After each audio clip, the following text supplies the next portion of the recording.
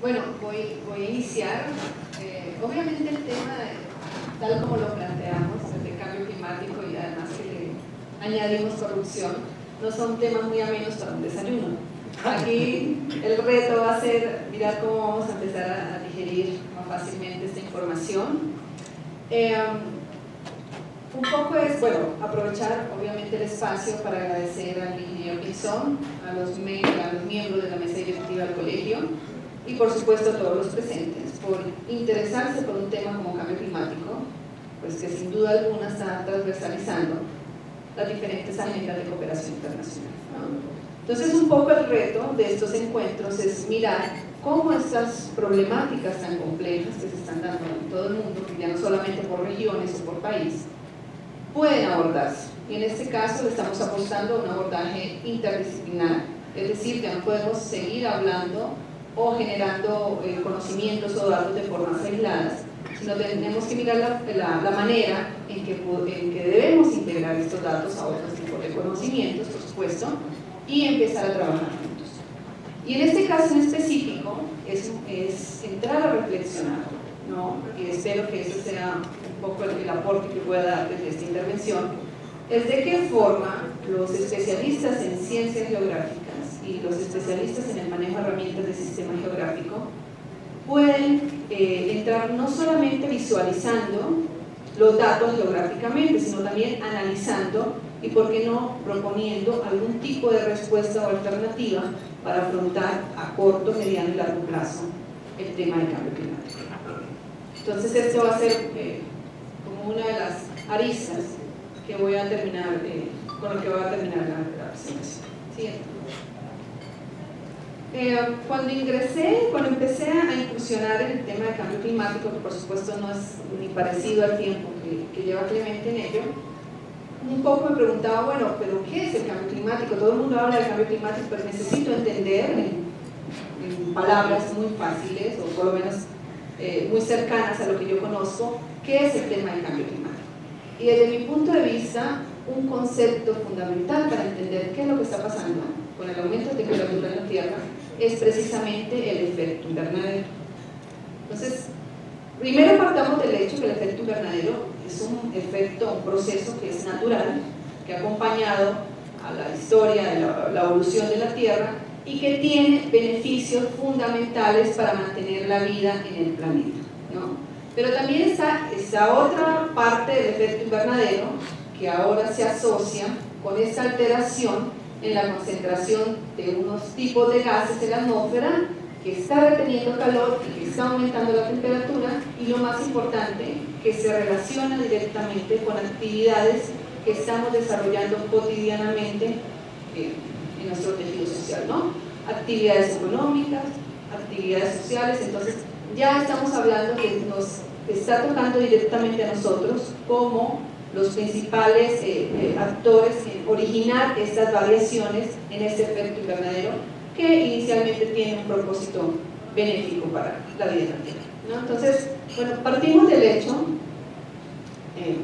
como muchos lo conocen, de que la temperatura terrestre es producto de un balance entre la energía que ingresa, ¿no? La energía solar que ingresa al planeta Tierra y aquella que se desprende de vuelta hacia el espacio, ¿no? Entonces digamos que es una retroalimentación, entra y sale esta energía, y tiene que haber un balance en la cantidad de energía que ingresa a la Tierra y la cantidad de energía que sale. Bueno, entonces 50% podemos decir que la mitad de esa energía solar penetra a la Tierra, llega a la Tierra y se absorbe en la superficie terrestre, ¿no? Y la otra mitad busca salir desde la atmósfera hacia el espacio exterior a partir de las nubes o algunas partículas que tiene la misma atmósfera, o a partir de los desiertos o las grandes regiones de hielo. Por eso es tan importante estas zonas de permafrost, ¿no? Y bueno, logra salir hacia el espacio exterior. Pero bueno, ¿qué sucede con este 50% que decimos que se queda en la superficie? En algún momento esta energía va a salir, es decir, se remite de vuelta hacia la atmósfera, y de ahí tiene que salir o debe salir hacia el espacio exterior. Pero lo importante es que no toda la energía que se remite de la superficie va a alcanzar salir de la Tierra, va a alcanzar el espacio, sino precisamente por una serie de gases, un tipo de gases que tiene la atmósfera, se va a guardar una reserva o va a mantenerse, se va a absorber cierta cantidad de esa energía en la atmósfera. ¿Para qué? Para que vuelva hacia la superficie, es decir, para que haya una circulación de energía, ¿no?, interna en el planeta. ¿Qué permite esto? Bueno, este efecto invernadero permite que se genere de forma natural una temperatura promedio entre 14 y 15 grados centígrados, que de no ser por esa reserva de energía no térmica, sería de menos 19 grados centígrados, es decir, sería muy frío, no solamente para la vida de los humanos, sino también para diferentes especies.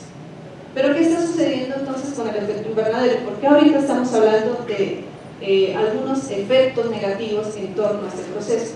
Lo que sucede es que hay una alteración en la concentración de esos gases que cumplen esa propiedad de retener esta energía.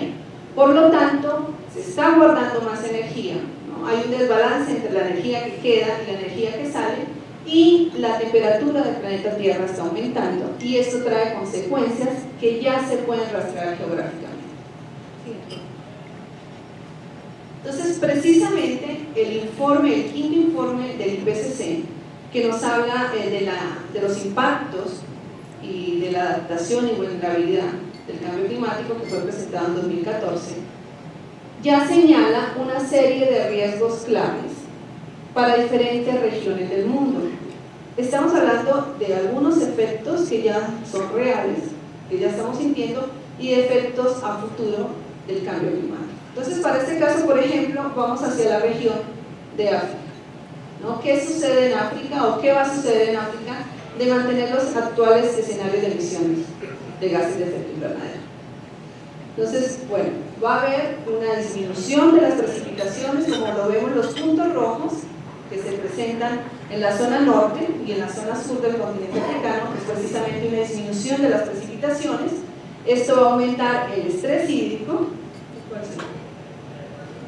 Bueno, va a aumentar el estrés hídrico, ¿no? Además que se va a comprometer la producción de alimentos, una situación muy caótica para esta población que de por sí ya tiene serios problemas en esta temática de producción de alimentos, ¿no? Pero también se va a presentar algunas posibilidades de inundaciones en la zona centro y oriente del continente africano, y además que para 2080, si no es menos, porque ya vemos que se está reduciendo los tiempos en que se presentan estos efectos, puede aumentar entre 5 y 8% las tierras áridas y semiáridas en este continente, y por supuesto 50% de la producción de alimentos va a estar comprometido. Además que el aumento del nivel del mar en ciertas zonas puede afectar importantes países o ciudades costeras, como es el caso del Cairo, aquí en el norte, o el caso de Alejandría, ¿no? Que son ciudades muy importantes para la economía no solamente de esos países, sino también de todo el continente. Entonces, bueno, ahora otro escenario también crítico, el que va a vivir Asia, que no es muy diferente al escenario africano. Entonces vemos lo que señalamos acá como en azul más claro, son regiones de permafrost, es decir, grandes bloques de hielo, concentraciones de hielo, que según el informe están en riesgo de derretirse, y esto por supuesto aumenta el nivel del mar y va a generar inundaciones en gran parte del continente asiático. También por supuesto va a estar afectado el continente europeo, y bueno, una disminución en la cantidad de agua potable que puede ser consumida por el hombre, y se puede también implementar en actividades como la agricultura, y por supuesto un aumento en enfermedades asociadas con el clima.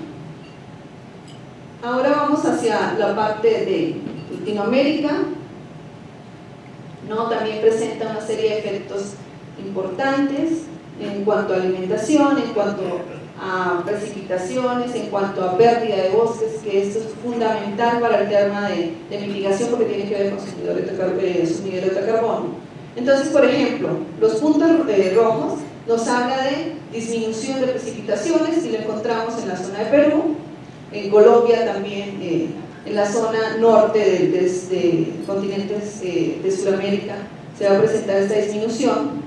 Hacia el sur también, si podemos subir un poquito más, también va a haber disminución de precipitación, y eso por supuesto va a comprometer el nivel de agua disponible para consumo humano y para agricultura y generación de energía, con algunas posibilidades también de inundaciones en ciertas zonas, especialmente en el sur de Brasil. Entonces, en esta parte tropical vamos a tener, hay la posibilidad, de acuerdo a este informe, de una pérdida de biodiversidad importante debido a la extinción de ciertas especies que no se van a poder adaptar tan rápido a un cambio de temperatura tan elevado, ¿no? Y en la parte de la Amazonía, especialmente en Brasil, se puede pasar de un bosque tropical, que como lo decía es fundamental porque es sumidero de carbono, uno de los más importantes del mundo, y uno de los pulmones del mundo, se puede pasar de estos hermosos bosques tropicales a sabanas tropicales por la pérdida de humedad en el suelo. Entonces el panorama es también crítico para el continente americano, en este caso para Sudamérica, y vamos a ver qué va a pasar con el caso mexicano, que ya algunos de los efectos más específicos los dijo Clemente, pero bueno, básicamente es lo mismo. Precipitación, menos precipitación en ciertas zonas, especialmente en el norte y en el Pacífico Sur, ¿no? Una pérdida de biodiversidad también fundamental, importante para un país que ya sabemos que se caracteriza a nivel mundial precisamente por la gran biodiversidad de especies y de flora que tiene. Va a ser una pérdida no solamente importante para México, sino también para el mundo. Aumento del nivel del mar en el Golfo de México, ¿no? Y esto por supuesto va a afectar importantes puertos fundamentales para la economía del país. Y bueno, y solamente hablando de México, pero miren, si nos vamos un poquito hacia Cuba, ya vemos que son países que son los más afectados, que están, críticos totalmente, ¿no? Y son los países insulares que son los que están viviendo y van a vivir con mayor severidad los efectos del cambio climático. Entonces es un poco como para dar dimensión de qué es lo que nos espera, ¿no? Y cómo se puede representar geográficamente estos diferentes efectos, que no varían mucho de un lugar a otro, pero que sí nos dan como una idea de qué es lo que nos espera, y así también poder generar un diagnóstico que por qué no nos pueda dar posibles respuestas, ¿no? Tanto de adaptación como de mitigación. Entonces, bueno, ya para entrar en materia de la Convención Marco de las Naciones Unidas, que digamos es nuestro documento base en todo el tema de cambio climático, ya en el artículo 2 se habla del objetivo último de la convención y de los instrumentos que complementan esta convención. Entonces aquí será necesario hablar de dos temas fundamentales. Por un lado, ya en la década de los 90 se establece la necesidad de estabilizar la presencia de estos gases de efecto invernadero en la atmósfera a fin de impedir una intervención antropogénica peligrosa, ¿no? Que pueda generar algunos cambios en la Tierra que sean irreversibles. Y esto necesariamente habla, por supuesto, de medidas de mitigación. La forma de estabilizar estos gases es a partir de reducir emisiones de gases de efecto invernadero. Pero también nos habla de otro elemento importante, y es el hecho de que estas estrategias de estabilización de los gases tienen que desarrollarse en un tiempo suficiente que permitan tres cosas. Por un lado, adaptarse a los efectos que ya se están sintiendo y que se van a sentir del cambio climático. Segundo, que no se comprometa la producción de alimentos. Y tercero, que se siga permitiendo el desarrollo, por supuesto, sostenible de algunos países, especialmente de estos países en vías de desarrollo. Entonces, son tres elementos, son tres indicativos de lo que tiene que seguirse generando mientras se mitiguen gases de efecto invernadero. Entonces, ya para el 94, que fue el año en que entró en vigor la convención, digamos que las principales medidas que salían de este marco de cooperación eran medidas de mitigación. ¿Cómo vamos a hacer para estabilizar los gases presentes en la atmósfera? Estos gases de efecto invernadero. Pero además también se reconocía que el cambio climático ya era un hecho. Y no solamente estamos hablando de efectos proyectados, sino de una serie de efectos que ya se estaban sintiendo en todo el planeta y que ya se estaban rastreando.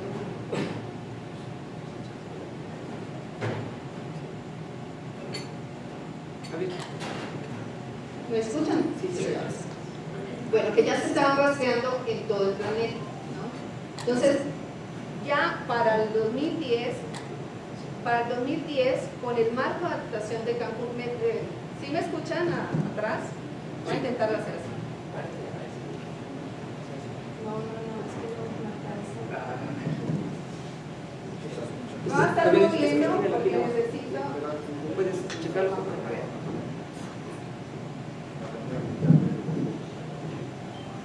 Este sí. Bueno, entonces hagámoslo de. Entonces, la idea es que ya en el marco de adaptación de Cancún, que se estableció en 2010, la adaptación tomaba el mismo nivel de importancia que las medidas de mitigación, ¿no? Bueno, esto, digámoslo, el documento, ya en algún momento Clemente en uno de sus trabajos habló de la gran diferencia y disparidad que hay entre el monto de financiamiento para acciones de mitigación, que es mayor, que el monto de financiamiento internacional orientado a medidas de adaptación. Pero bueno, digamos que existen estas dos medidas, ¿no? Vamos a mitigar y nos vamos a adaptar simultáneamente. Siguiente, por favor. Entonces, bueno, la mitigación es específicamente ese conjunto de estrategias y de políticas y tecnologías que buscan, por un lado, reducir gases de efecto invernadero, ¿no? Démosle clic, por favor. Por otro, eso es no aumentar o no seguir emitiendo más gases de efecto invernadero, y finalmente aumentar la posibilidad o la capacidad de absorción de estos gases a partir de preservar sus negros de carbono, como es el caso de los grandes bosques, ¿no? Extensión de bosques. Entonces, estas son estrategias de mitigación. Siguiente. Bueno, entonces, respecto a estas estrategias de mitigación, que son tan importantes, la comunidad mundial ya en algún momento, tal como lo decía Clemente, se comprometió a limitar el calentamiento global, el calentamiento del planeta, a 2 grados centígrados, esto con respecto al periodo preindustrial, ¿no? ¿Esto para qué? Para evitar que se generara un cambio climático más peligroso que el que ya estamos viviendo, con efectos irreversibles. Respecto a este tema, el IPCC, también en 2013, nos habla de las emisiones o el nivel de emisiones que se deben permitir respecto a CO2, solamente CO2, que es uno de los gases de efecto invernadero más importantes, pero ellos nos dicen que tiene que haber un nivel específico que se puede permitir de emisiones para que se logre este objetivo de 2 grados centígrados. Entonces, ¿qué nos dice este informe? Nos dice específicamente que para que haya una posibilidad de más del 50% de que se logre este objetivo, que ya como vemos parece que no se va a lograr, no se puede superar el nivel de emisiones de 1000 gigatoneladas de carbono. Esto para 2050. ¿Cuál es el problema? El problema es que desde 1861 hasta 2011, es decir, hace unos años, ya se han emitido más de la mitad de ese presupuesto, es decir, ya se han emitido más de 500 gigatoneladas de dióxido de carbono. Y acá debemos tener en cuenta una cosa, solamente estamos hablando de emisiones de dióxido de carbono. ¿Qué pasa, por ejemplo, si incluimos otras emisiones, como es el caso de otros gases, ¿no? Como el metano, por ejemplo, o el óxido nitroso? Bueno, sucede que ese presupuesto se va a reducir considerablemente. Siguiente. Entonces, un poco para hablar de estos principales gases de efecto invernadero, que en algún momento fueron incluidos en el protocolo de Kioto, son 7 en total. Entonces, bueno, básicamente la atmósfera está compuesta en su mayoría de nitrógeno y de oxígeno. Solamente el 1% se considera gas de efecto invernadero, pero solamente el 1% está generando toda la tragedia que estamos viviendo en este momento. De ese 1%, la mayoría es vapor de agua, que no está directamente relacionada con las actividades humanas. Pero el segundo, el tercero y el cuarto, de ahí en adelante, principales gases de efecto invernadero, por supuesto que sí están vinculados con nuestras actividades, como es el caso del CO2, ¿no? O el caso del metano presente en la minería, o el caso del óxido nitroso relativo a la agricultura respecto a los fertilizantes que se utilizan, ¿no? Entonces, todo esto es necesario tenerlo en cuenta en el momento de la toma de decisiones y también la generación de datos buscando el diagnóstico de qué es lo que nos espera en esta materia. Siguiente. Bueno,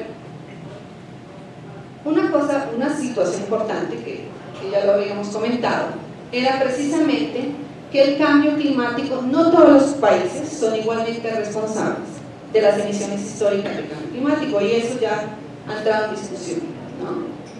Y también tener claro que no todos los países van a sufrir con la misma severidad los efectos del cambio climático, y eso ya lo estamos viviendo.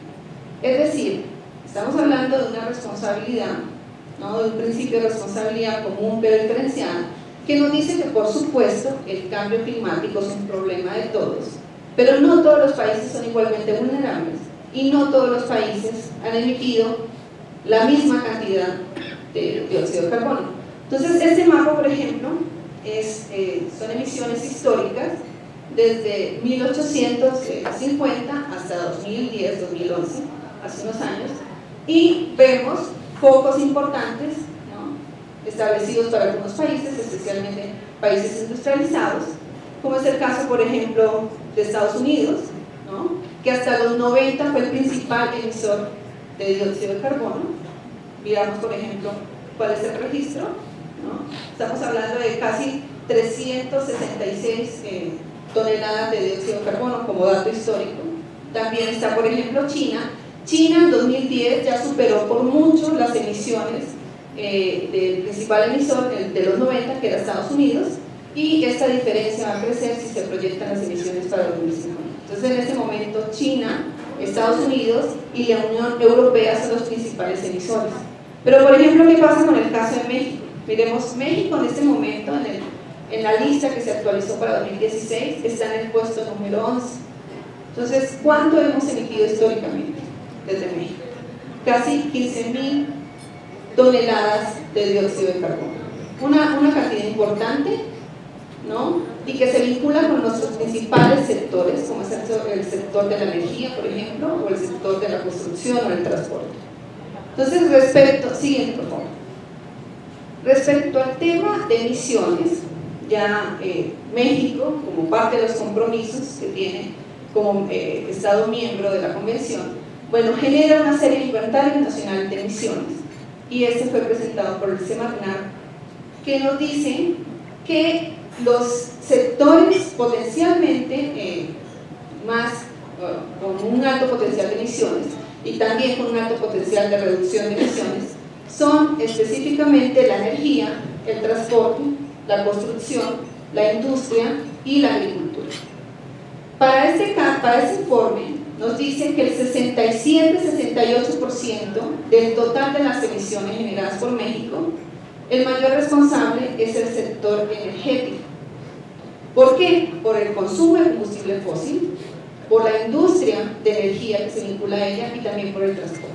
Pero también hay otros sectores importantes, como es el caso de la agricultura, con 12.3% responsabilidad de emisiones, ¿no?, los procesos industriales con 8.2% y los desechos con casi 6% de emisiones. Siguiente. Entonces, ya se han buscado algunas estrategias y también algunas rutas que nos lleven precisamente a este desarrollo, ¿no?, con bajas emisiones de carbono. ¿Cuáles son estas estrategias? Bueno, son estrategias de desarrollo en bajas emisiones que deben, por un lado, la reflexión política para elaborar y aplicar planes y estrategias que resulten en un desarrollo económico menos intensivo en carbono. Y esto es un reto muy importante para todo el mundo. También los patrones de consumo y producción que sean eficientes respecto de los recursos y la energía que estamos utilizando. Y finalmente, la reorientación de las inversiones hacia tecnologías limpias, energías renovables, buscando paulatinamente ir disminuyendo el consumo de combustibles fósiles. Siguiente. Entonces, bueno, ya por un lado hablamos de la mitigación, que es una de las estrategias o de las acciones principales para afrontar el cambio climático, pero también hay que mirar de qué forma nos vamos a adaptar y responder a los fenómenos que ya son inminentes, porque el cambio climático ya es un hecho. Entonces, precisamente el término de adaptación nos hace referencia a estas iniciativas o estas medidas que buscan reducir la vulnerabilidad de los sistemas humanos y de los sistemas naturales a los diferentes efectos del cambio climático. Estoy hablando de efectos reales, es decir, los que ya estamos viviendo, y efectos proyectados. Entonces, un poco lo que tiene que ver con adaptación también nos hace referencia no únicamente a reducir este tipo de vulnerabilidades por impactos negativos. También existe la posibilidad, se han desarrollado algunas estrategias que buscan beneficiarse de algún efecto positivo que se logre en esta alteración climática, ¿no? En esta concentración de gases de efecto invernadero, y esto por supuesto tiene que incluir actividades o proyectos a corto, mediano y largo plazo a partir del manejo ambiental, de la planeación y principalmente de la prevención de desastres. Este último punto de prevención de desastres es fundamental porque son estudios que tienen una mayor data, es decir, son más antiguos que el mismo cambio climático y también tienen toda una infraestructura, unos instrumentos de cooperación internacional, como es el caso del marco de Sendai, que recién en 2015 entró en vigor y que vino a reemplazar el marco de acción de Hyogo, que se relacionaba con la reducción de riesgo de desastres. Entonces, en este momento, el riesgo de desastres, especialmente de riesgos climáticos, ya se está incorporando con fuerza en el tema o en el discurso del cambio climático, y los efectos y la necesidad de adaptarse al cambio climático también ya se está incorporando en las medidas de reducción de riesgos desde la estrategia de la ONU. Siguiente. Entonces, bueno, ¿cuáles son estas medidas de adaptación? Están las medidas de prevención y precaución, por ejemplo, las de desarrollo, investigación e información, que también son fundamentales para el caso de mitigación, los criterios de flexibilidad en el desarrollo de actividades productivas, ¿no? Las ubicaciones más seguras de instalaciones y obras de infraestructura, en donde los ingenieros topógrafos y los especialistas en ciencias geográficas tienen un reto fundamental, un papel fundamental, ¿no? La reestructuración de la cubierta arbórea, los humedales, esto para buscar disminuir los efectos de eventos hidrometeorológicos extremos que ya se están sintiendo, huracanes más intensos, tormentas más intensas, más frecuentes. Bueno, y finalmente el establecimiento de planes de evacuación y sistemas de respuesta médica en caso de desastres naturales. Siguiente. Entonces, ya el informe del 2014, de donde se sacó el mapa de desastres que mostramos al inicio, también nos habla del concepto de riesgo climático. Y desde la perspectiva del IPCC, el riesgo climático se compone de varios elementos.